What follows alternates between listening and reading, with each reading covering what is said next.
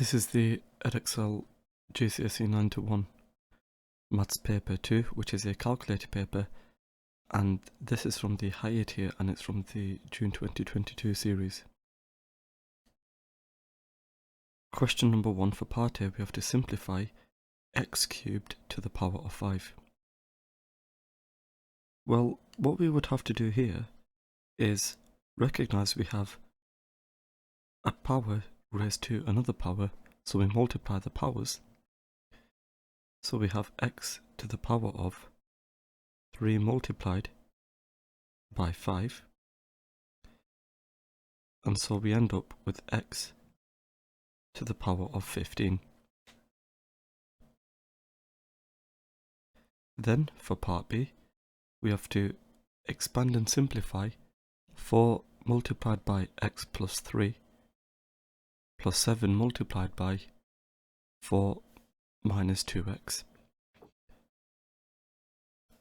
4 times by x is 4x, 4 times 3 is 12, 7 times 4, 28, 7 times minus 2x, that's minus 14x. And so if we collect like terms, 12 plus 28, that's 40. 4x subtract 14x, that's minus 10x. And so when we come to expand and simplify, the expression we are left with is 40 minus 10x. For part C of the question, we have to factorise fully 15x cubed plus 3x squared y. Well, what is common to both the 15 and the 3? That will be 3. What's common to x cubed and x squared? Well, that will be x squared. So the highest common factor is 3x squared. And then what goes inside the bracket? Well, 3x squared times something gives 15x cubed. So inside the bracket we would have a 5x, and 3x squared times by something gives 3x squared y. So that something is y. And so when we come to factorise 15x cubed plus 3x squared y, we end up with 3x squared multiplied by 15x multiplied by 5x plus y. Question number 2. We have to describe fully the single transformation that maps shape S to shape T. Well, if I consider a point, say, this one, the corresponding point will be here, say. And so what we can see is we go 1, 2, 3, 4, 5 to the left, and then we go 1, 2, 3, 4, 5, 6 up. So we went 5 to the left, we went 6 up, and so what we have then is a translation by vector minus 5, 6. Question number 3. The length of a football pitch is 90 meters. Correct to the nearest meter. We have to complete the error interval for the length of the football pitch. Well, if the 90 meters is given correct to the nearest meter, that means the lower bound is 89.5 and the upper bound is 90.5. So for the error interval, we have 89.5 meters, which is less than or equal to the length, which is less than 90.5. Question number 4. Festival A will be in a rectangular field with an area of 80,000 meters squared. The greatest number of people allowed to attend Festival A is 425. Festival B will be in a rectangular field 700 meters by 2000 meters. The greatest number of people allowed to attend Festival B is 6,750. The area per person allowed for Festival B is greater than the area per person allowed for Festival A. How much greater? Give your answer correct to the nearest whole number. Well, what we can do is find out the area of Festival B. The area of Festival B, we have 7,000 multiplied by 2,000. And so if we work this out, we have 1,400,000 meters squared. So what we can do is find out the area per person for Festival A and Festival B. So for Festival A, the area per person, we have 80,000 divided by 425, and if we work this out,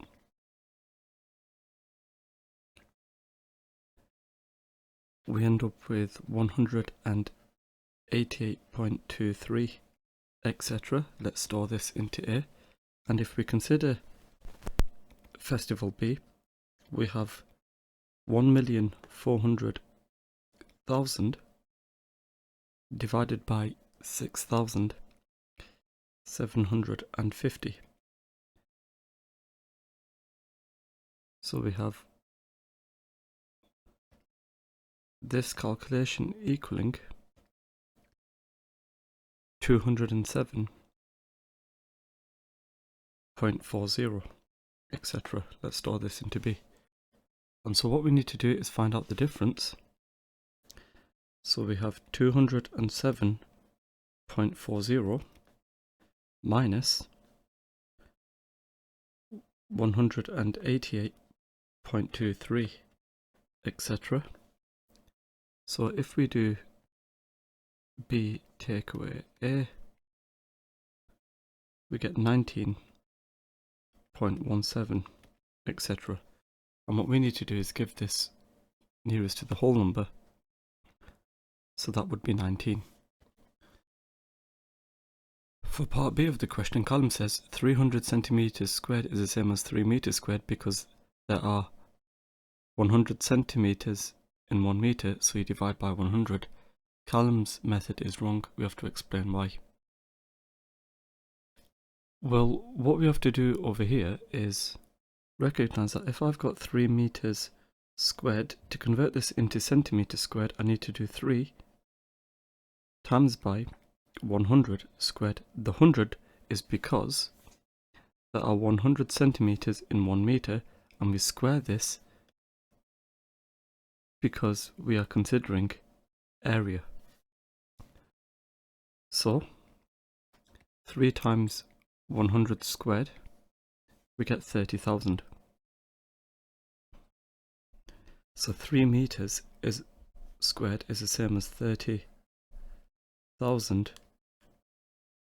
centimeters squared. So that's why he's wrong.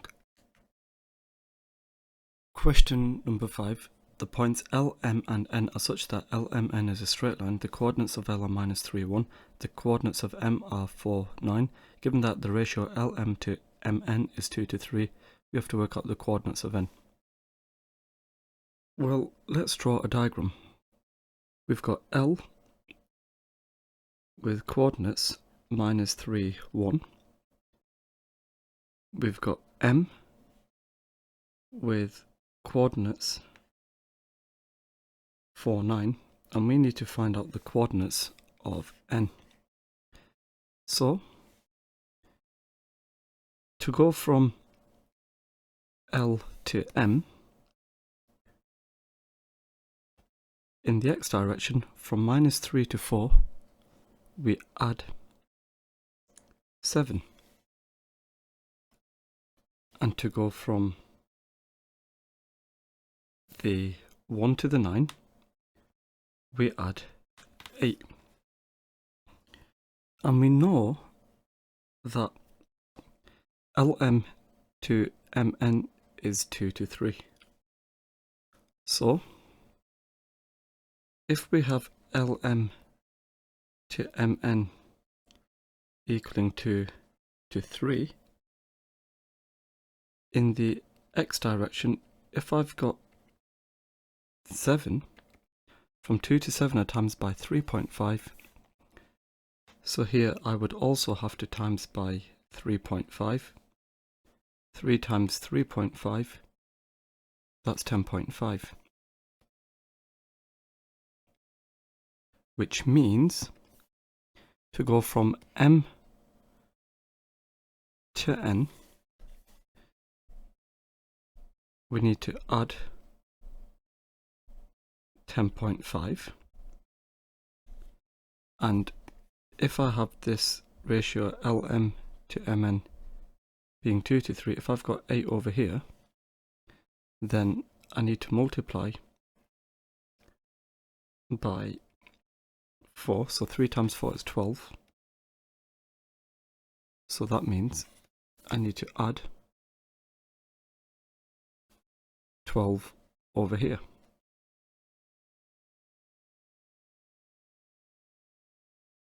So, to find the coordinates of n, in the x direction I need to do 4 plus 10.5, so that's 14.5. And to go from 9 to the y coordinate of n, I need to do 9 plus 12, which is 21. So the coordinates of n, I've got 14.5 and 21. Question number 6. A new phone costs £679. The value of the phone decreases at a rate of 4% per year. We have to work out the value of the phone at the end of 3 years. Well, the value at the end of the 3 years, we've got 679 multiplied by 0.96, and that is because the value is decreasing at a rate of 4%, so our multiplier is 0.96, and then we need to raise this to the power of 3, because we need to work out the value at the end of 3 years. So, if I work out what this is,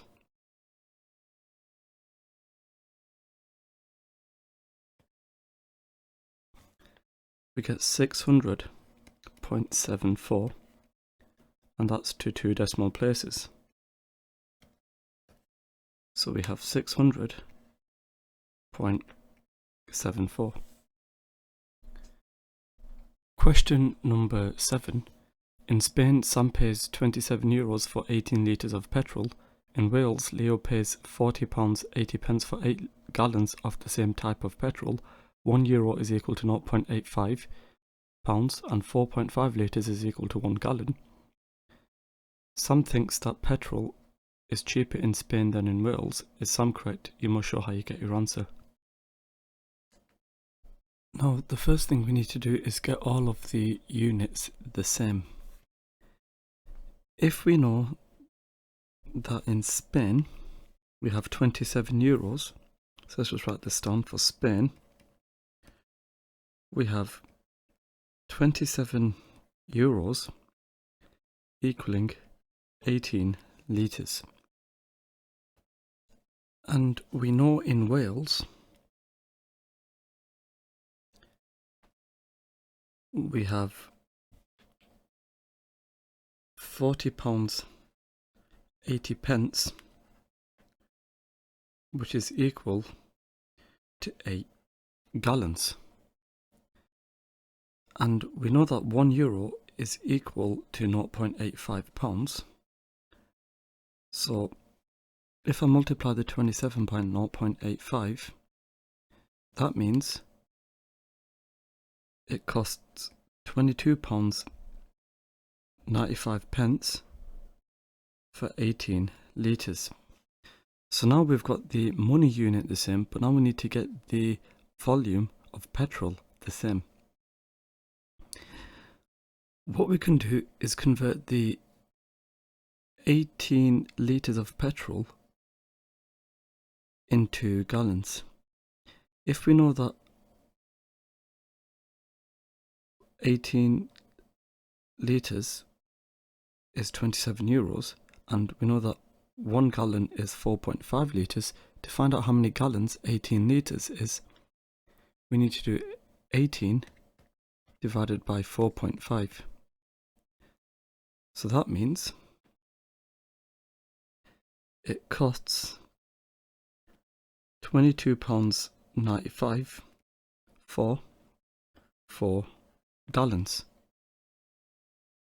And in Wales, if it costs £40.80 for 8 gallons, well, what we can do is find out the cost for 4 gallons, and we can do this by dividing 40.8 by 2. And so it costs £20.40 for 4 gallons.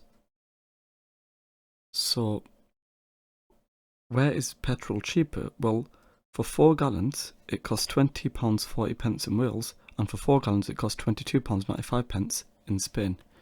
So what we can see then is Wales is cheaper. And if Wales is cheaper, that means Sam is incorrect.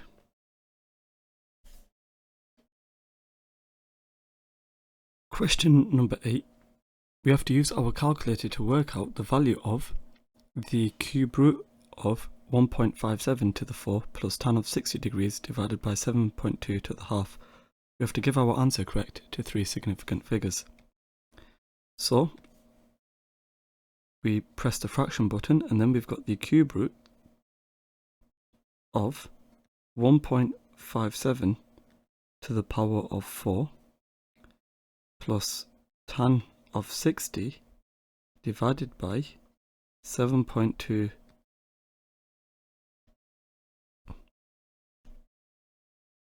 to the power of 1/2. And it turns out the value of this is 0.7393379,403, which to 3 significant figures we've got 0.739. And so we have 0.739 given to 3 significant figures. Question number 9. A box is in the shape of a cuboid and is placed on a horizontal floor. The box exerts a force of 180 newtons on the floor. The box exerts a pressure of 187.5 newtons per square meter on the floor. The face in contact with the floor is a rectangle of length 1.2 meters and width x meters. We have to work out the value of x. Well, we know what the pressure is. We know what the force is. And with this, we can find the area. So I've got the pressure, which is 187.5. So this value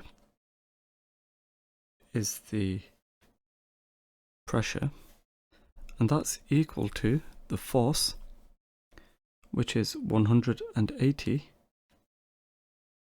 So that's what the force is, divided by the area. We'll call the area A. So therefore we can find out what the area is. So the area is equal to 180 divided by 187.5. So we get 0.96 meters squared for the area of the rectangle. So the area of the rectangle is 0.96 meters squared. And so therefore, we've got 0.96 equals the length, which is 1.2, multiplied by the width, which is x. We need to find out what x is. So to find out x, we need to do 0.96 divided by 1.2, and it turns out x, the width, is 0.8. So x is 0.8. Question number 10. The box plot shows information about the sales in thousands of pounds of an online store each month.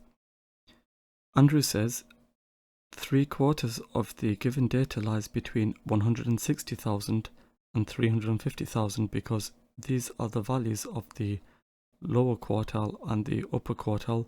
Andrew is wrong. We have to explain why. Well, this 160,000 would correspond to the lower quartile, that's what we see here, and this 350,000 would correspond to the upper quartile. And so the values in between the upper quartile and the lower quartile, that would correspond to the interquartile range. So between the lower quartile and the upper quartile, we have the interquartile range. And the interquartile range is half of the data, not 3/4, which is why he's wrong.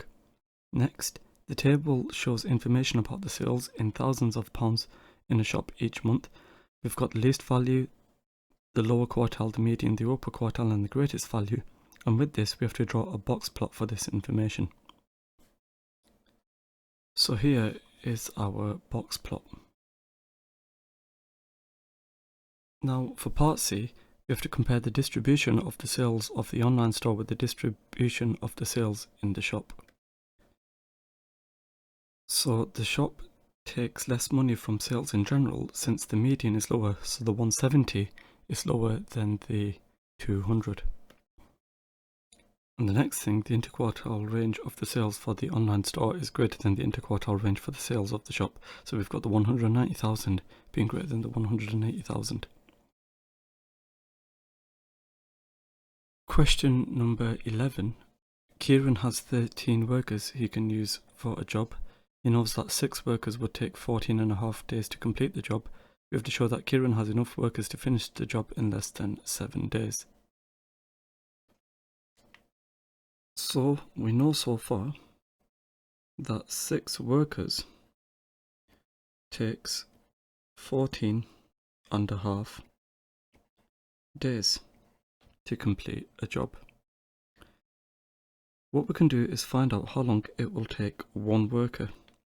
And for one worker, if I divide by 6, here I would have to times by 6. It takes 6 times longer for one worker. So I've got 14.5 multiplied by 6. So therefore for one worker it takes 87 days. So if for one worker it takes 87 days, what we need to do is find out how long it will take for 13 workers. So we have to times by 13 for 13 workers, and therefore here we would have to divide by 13, which is 6.69, or 6 9/13 days. And so because this value here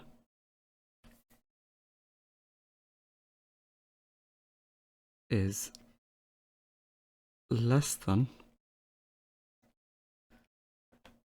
the 7 days,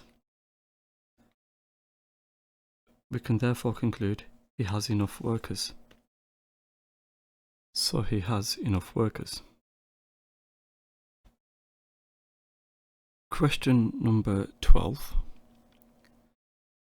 The equation of the line L1 is y equals 2x plus 3, and the equation of the line L2 is 5y minus 10x plus 4 equals 0. We have to show that these two lines are parallel. Well, what we can do is rewrite L2 in the form y equals mx plus c. We know so far, for line L1, we have y equals 2x plus 3, and so the gradient here is equal to 2. For the line L2, we have 5y minus 10x plus 4 equals 0.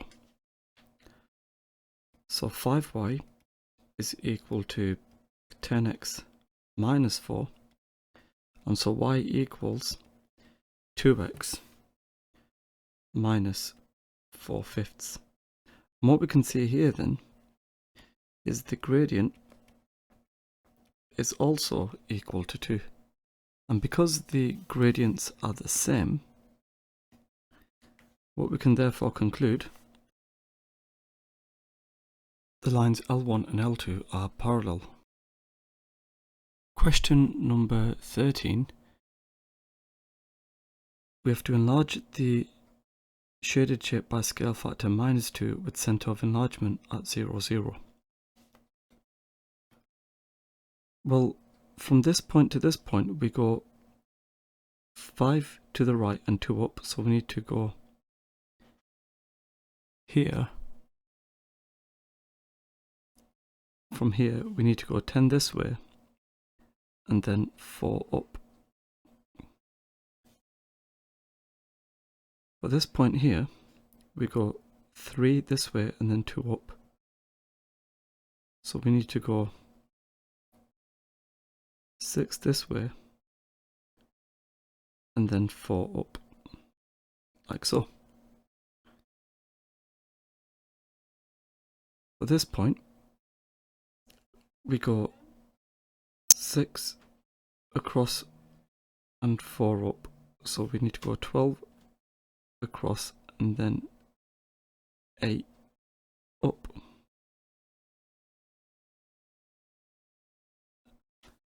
And then here we go 2 across and 4 up, so we need to go 4 across and then 8 up. So if we join these up with straight lines, what we end up with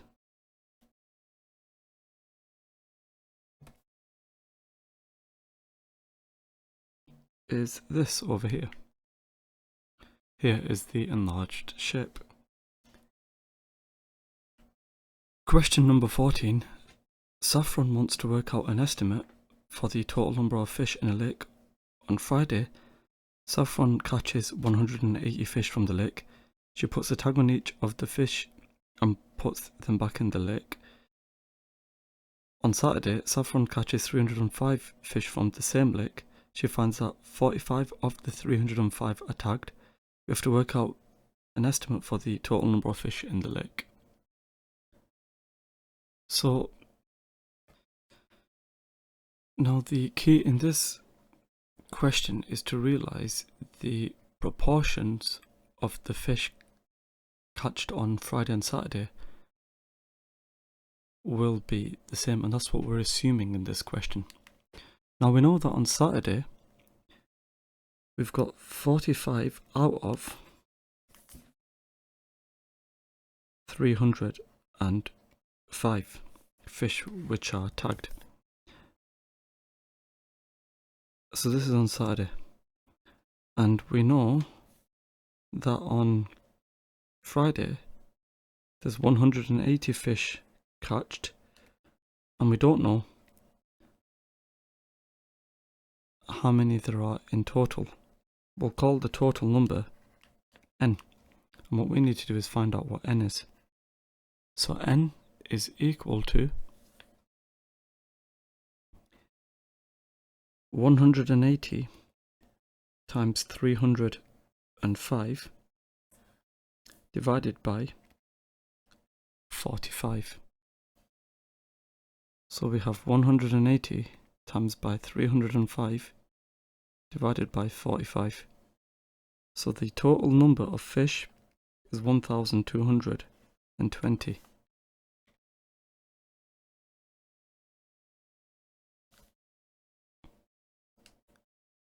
Question number 15. The ratio of Marta's hourly pay to Khalid's hourly pay is 6:5. Both Marta and Khalid get an increase of £1.50 in their hourly pay. The ratio of Marta's hourly pay to Khalid's hourly pay after this increase is 13:11. What we have to do is work out the hourly pay before the increase for Marta and for Khalid. Well, what we will do is we will let x equal the hourly pay before the increase for Marta. So, if that's the case, then using the ratio of 6:5, that means for Khalid we have 6x, and for Marta we've got 6x, and for Khalid we've got 5x. And if I divide through by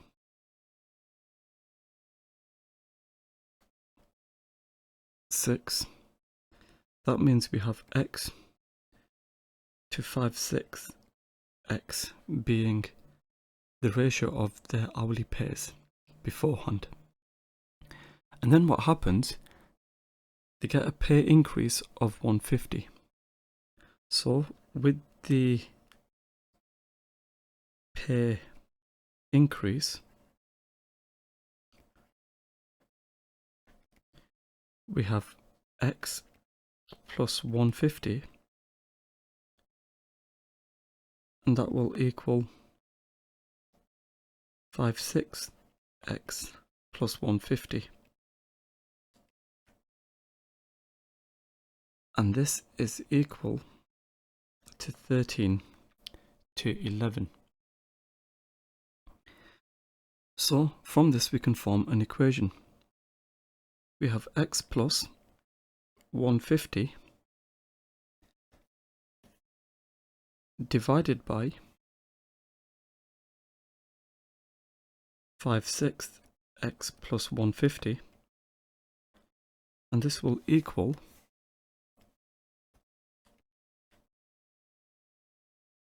13/11. And on the left hand side, if I multiply through by 6, then we have 6x plus 9 divided by 5x plus 9, and this is equal to 13/11. So we have 11 multiplied by 6x plus 9 equals 13 multiplied by 5x plus 9. 66x plus 99 equals 65x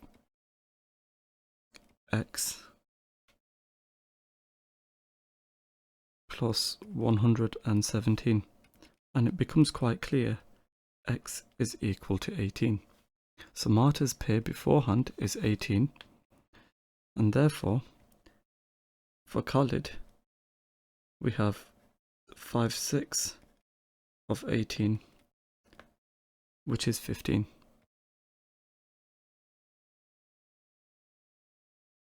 Question number 16. A shop manager wants to advertise special offers on social media platforms.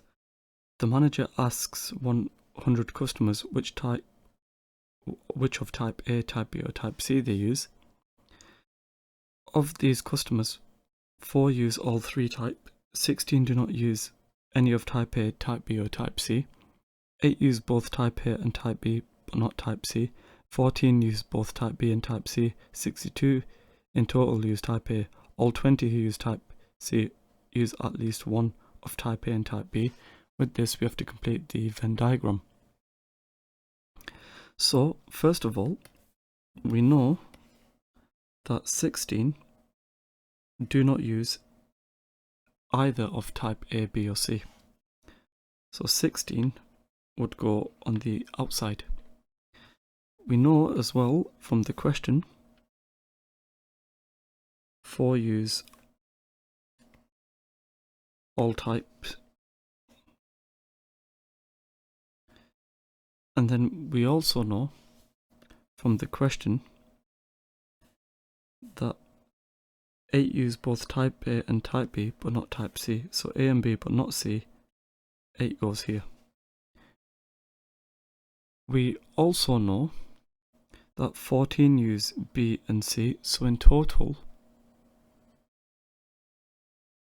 for B and C we have 14, and we've got 62 who use type A. So if 14 use both B and C, then what we have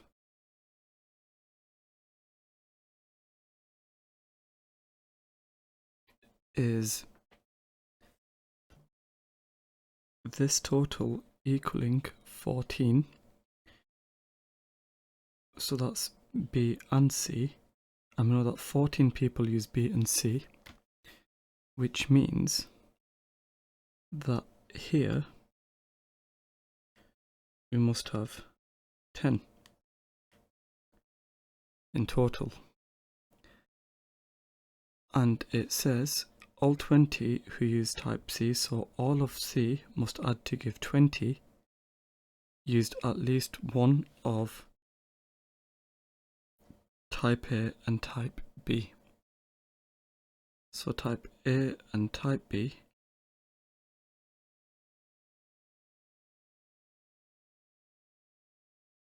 well, that means that in total C is 20. That means if there's some who are using at least type A and type B, that means there's 0 for just C only. There's 20 in total. So if there's 20 in total, then 6 plus 4 plus 10 gives the 20. So we know in total 62 use type A. So 62, take away 6, take away 4, take away 8, that's 44. So 44 only use type A. And what we can do is find the missing value for B only. That would be 100. There's 100 in total. Take away the 16, take away 44, take away 6, take away 0, take away 8, take away the 10. Let's double check this. We've got 100. Take away 44, take away 6, take away 0, take away 8, take away 4, take away 10. So that will be 28.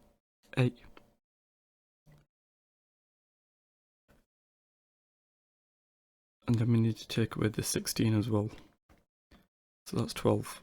So we've got 12 only for B. And then it says, one of the customers is chosen at random. Given that this customer uses type A, we have to find the probability that the customer also uses type B. So A and B. Well, how many is there in total for A? We know for A that total is 62. So our probability will be out of 62, and of these 62, how many use B as well? Well, that would be the intersection of A and B. 8 plus 4, that's 12. So 12 divided by 62 is 6 over 31. So the probability is 6 over 31. Question number 17. A solid cone is joined to a solid hemisphere to make the solidity as we see below. The diameter of the base of the cone is 7 centimeters and the diameter of the hemisphere is 7 centimeters. The total volume of T is 120 pi centimeters cubed, and the total height of T is y centimeters. We have to calculate y to 3 significant figures. We have been given the volume of a sphere, 4/3 pi r cubed, and the volume of the cone, 1/3 pi r squared h. So,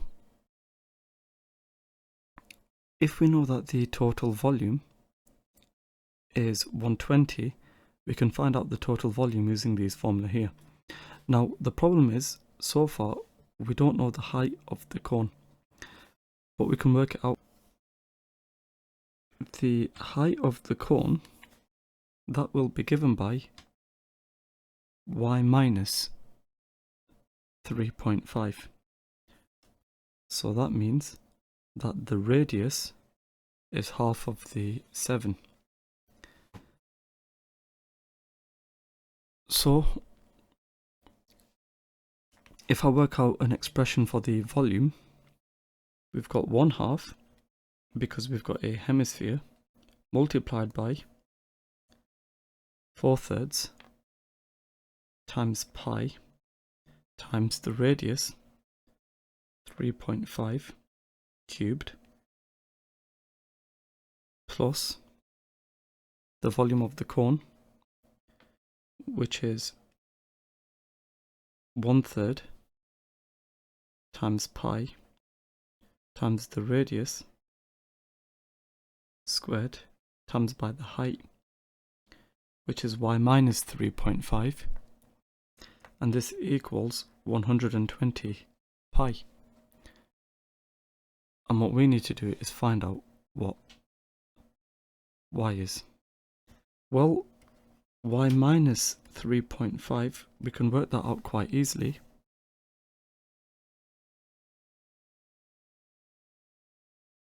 What we would have is the 120 pi take away this result here,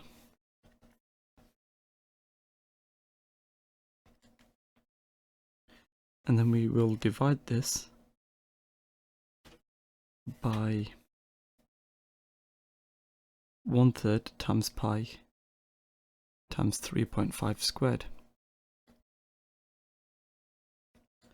So if we work out what this is,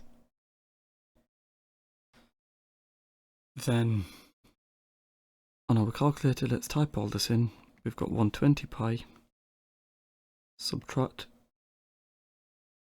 1/2, multiplied by 4/3 times pi times 3.5 cubed, divided by 1/3 pi times 3.5 squared. So that's 22.38, etc. And so therefore, y is equal to, well, if I add 3.5, I get 25.88, etc. So to 3 significant figures, we have 25.9. And then for part B, the diameter of the base of the cone and the diameter of the hemisphere are both increased by the same amount. Assuming that the volume does not change, we have to explain how this affects our answer to part A. Well, here is our previous calculation.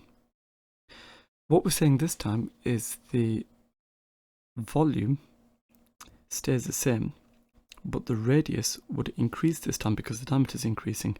Now let's suppose that the diameter is now 4.5, say. We'd still have the same calculation, but we replace the 3.5 with 4.5. And then if I add 3.5, I can see that the value of y has decreased. So as the diameter increases, the height of the shape decreases.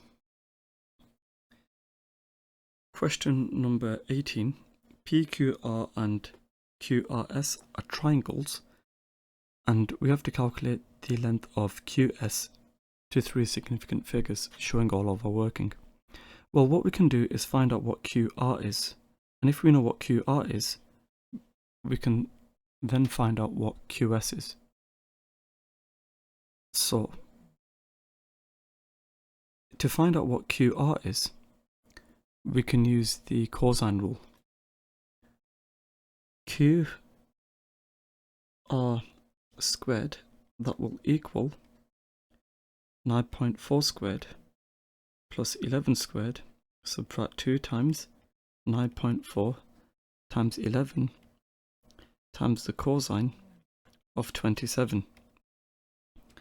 So I've got 9.4 squared plus 11 squared minus 2 times 9.4 times 11 times the cosine of 27. And it turns out we get 25.09, etc.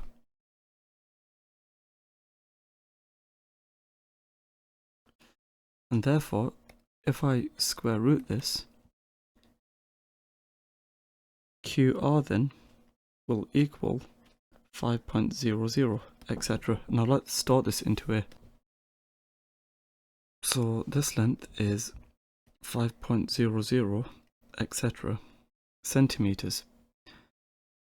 And now we want to find out the length of QS.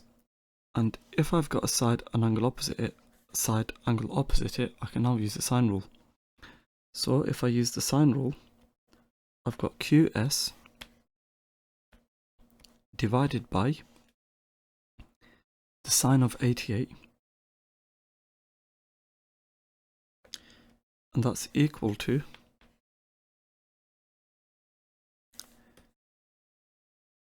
the 5.00, etc.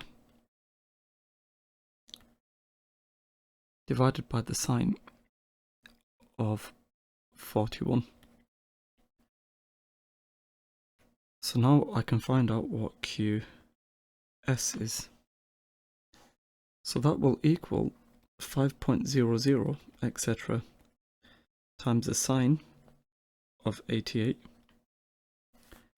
divided by the sine of 41. So if I work out what this is, I've got this answer times by the sine of 88 divided by the sine of 41. So I get 7.631, etc. So to 3 significant figures, we have 7.63.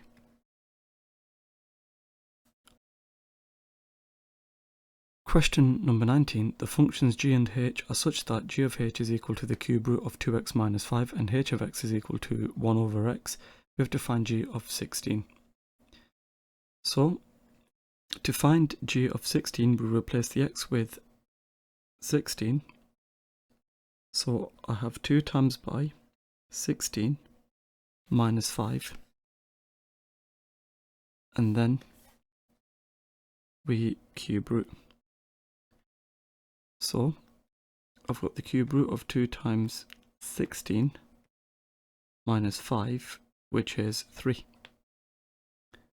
So it turns out we get 3.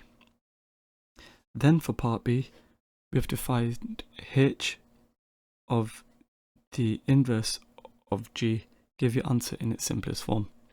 Well, what we need to do is find the inverse of g. So if I know that g of x is equal to the cube root of 2x minus 5, let's find the inverse of that function. To find the inverse of that function, I first of all replace g with y. So I've got y equals 2x minus 5, and then cube rooted. If I then cube both sides, y cubed is 2x minus 5, and so x will equal y cubed plus 5 divided by 2. And now if I swap the x and y, we have y equals x cubed plus 5 divided by 2. And so therefore, replacing the y with the inverse of g, the inverse of g of x is equal to x cubed plus 5 divided by 2. And what we need to work out is h of the inverse of g.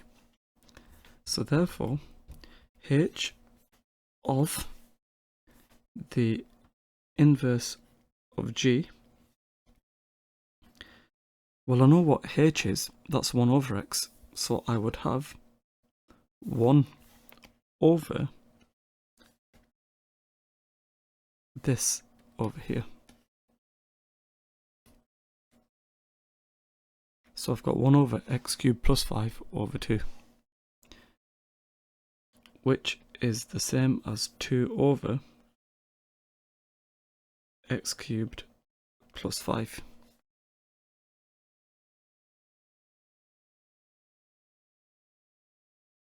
So we have 2 over x cubed plus 5. Question number 20. A, B, C and D are points on the circumference of a circle with centre O. A, D, E and B, C, E are straight lines. We have to work out the size of the angle C, D, E. Now what we can do before we do anything else is find out the size of the angle BAD. That's this angle here. That will equal 132 divided by 2, so the angle BAD is equal to 132 divided by 2, which is 66. So this angle here is 66 degrees, and the reason for that is the angle at the centre of a circle is twice the angle at the circumference. And the angle BCD then, over here, will equal 180 minus the 66. So the angle BCD then is equal to 180 minus this 66, which is 114. So the angle here is 114 degrees, and the reason for that is opposite angles in a cyclic quadrilateral sum to 180. And so what we need to do is find out the size of the angle CDE. Well, we can find out what the angle CDE is first of all by working out what this angle here is the angle DCE. The angle DCE will equal 180 subtract the 114, which is 66. So this angle here is 66 degrees, and the reason for that is because we've got a straight line. And we know that angles on a straight line sum to 180 degrees. And now we can work out what this missing angle here is. The angle CDE is equal to 180 subtract the 66 subtract the 16, and this 16 comes from here, and if I work that out, it turns out we get 98. So this angle here is 98 degrees, and that's because angles in a triangle sum to 180 degrees. So the angle then is equal to 98 degrees. Question number 21. The graph of y equals f of x is shown on this grid below, and what we have to do on the grid above is sketch the graph of y equals f of minus x. Well,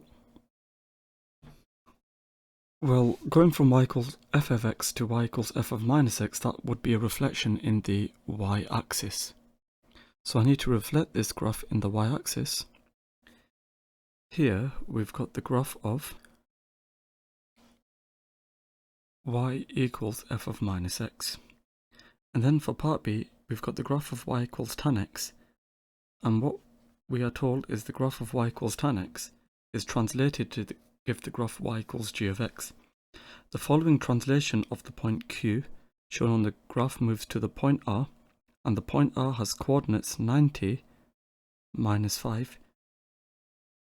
And what we have to do is find an expression for g of x in terms of x. Well, here we've got the graph of tan x, and we've got asymptotes at 90 degrees, 270, and then we have another asymptote at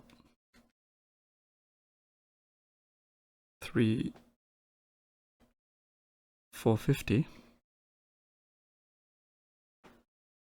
and then here we've got an asymptote at minus 90 and minus 270.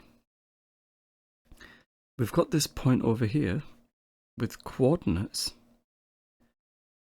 360, 0.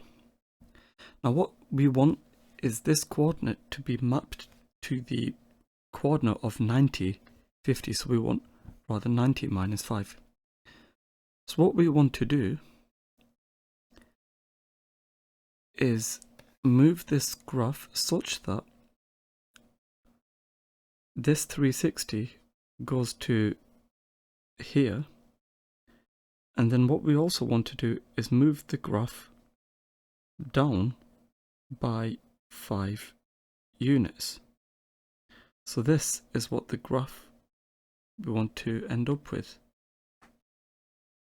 And then this point instead will have coordinates 90 minus 5, and each of the asymptotes have then moved. Now, if we think about it, if I think about the coordinates of Q, which is 360 minus 360 and then 0, if I think about the coordinates and how they've changed, well, what I'm doing to going from the 360 0 to 90 minus 5, I'm subtracting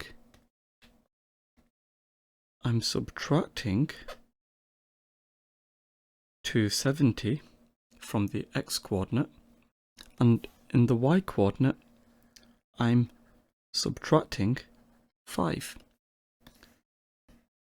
And if that's the case, then for our new expression g of x, well, we'd have the tan of, well, if I'm subtracting 270 from the x coordinates, that means I have to add 270 to the x coordinates.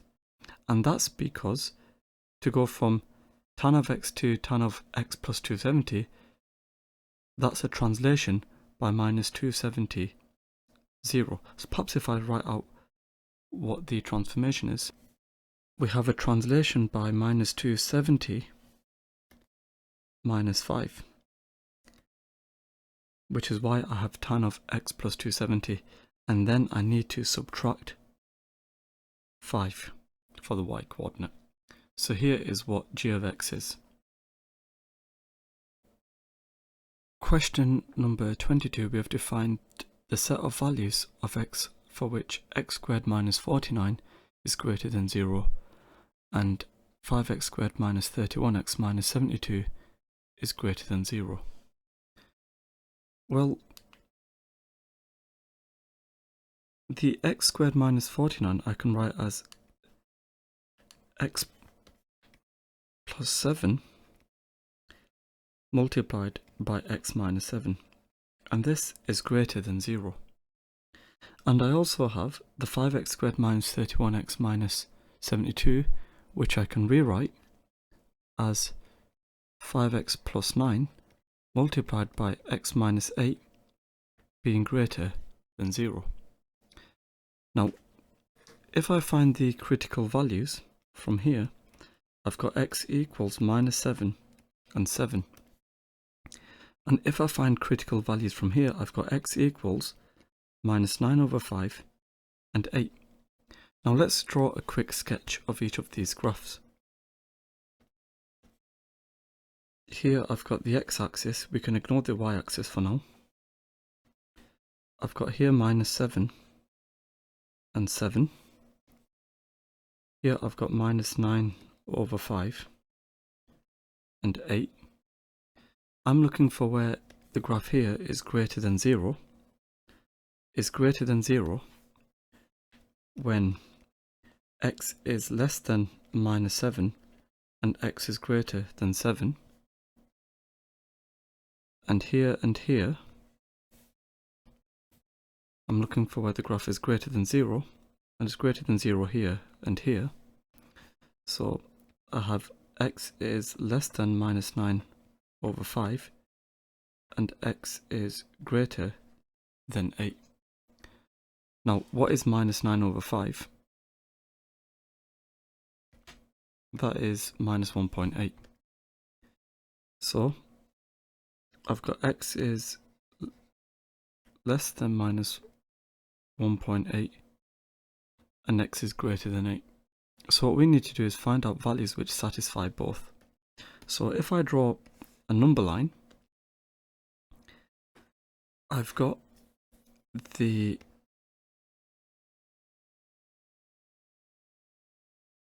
values of minus 7 and 7. So here I've got minus 7, here I've got 7, and then I've also got x is less than minus 1.8